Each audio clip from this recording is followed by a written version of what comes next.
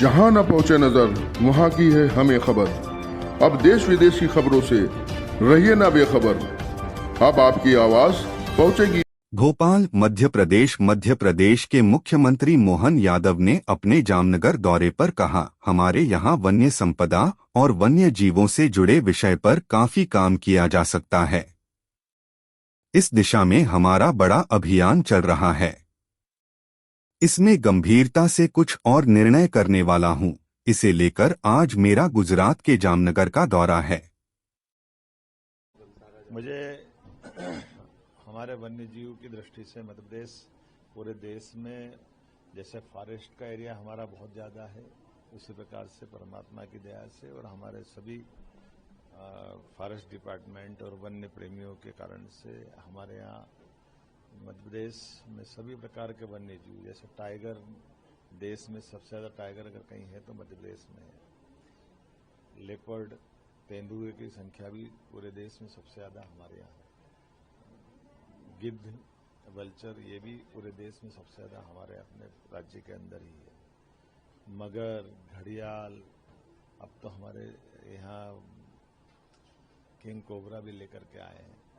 ऐसे में सभी जीवों के बढ़ती संख्या को सुरक्षित रखने के लिए रेस्क्यू सेंटर की भी आवश्यकता पड़ रही है। जब चीता भी हमारे यहाँ आए हैं और दूसरे टाइगर अभयारण्य 2 हमने बनाए हैं।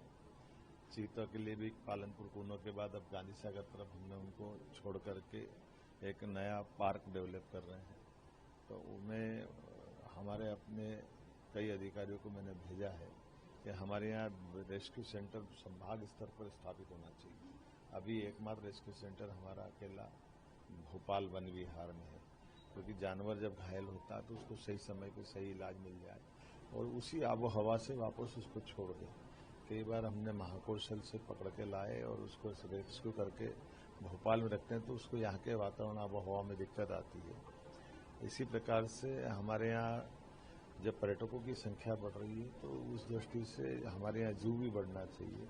तो जू की दृष्टि से भी हमने पिछले बजट में भी 2 जू करने की घोषणा की थी और कोशिश कर रहे हैं धीरे धीरे करके पूरे संभाग केंद्रों पर भी हम ये वन्य प्राणियों की जन जागरूकता के साथ साथ उनकी देखरेख करते हुए और खास करके बूढ़े, अपारिज, लावारिस, इस प्रकार के वन्य प्राणी जिनको उनका जीवन बचाया जा सके, जिससे कई बार गाँवों में जंगल में घटना होती है, उससे भी बचा जा सकता है। तो मैं उम्मीद करता हूं कि हमारा ये जो पूरे देश का सर्वश्रेष्ठ रेस्क्यू सेंटर और एक तरह से जू है गुजरात में, मैं आज उसको स्वयं भी देखने जा रहा हूं। मैंने बीच में टीमें भेजी थी और हम उम्मीद करेंगे कि आपस में हमारे जानवरों को भी आदान प्रदान करें। जो हमारे यहाँ जानवर अधिकता में है उनको जरूरत होगी या वो रेस्क्यू से उनको सुविधा से बचा सकते हैं, तो आपस में हर एक प्राणी की रक्षा भी कर सकें और इस तरह से हमारे राज्य में भी क्या विकास हो सकता है। हमने बीच में कोशिश की हमारे विश्वविद्यालयों के अंदर वेटनरी हॉस्पिटल खोलने की, वेटनरी कोर्स खोलने की, ताकि अधिकांश ऐसे जो वन्य जीवों से संबंधित चिकित्सक भी तैयार हो सके। मैं उम्मीद करूंगा कि सरकार यशस्वी प्रधानमंत्री के नेतृत्व में सभी क्षेत्रों में जब काम कर रही है तो हमारे यहाँ वन्य संपदा और वन्य जीवों से जुड़े मसले पे काफ़ी काम कर सकते हैं।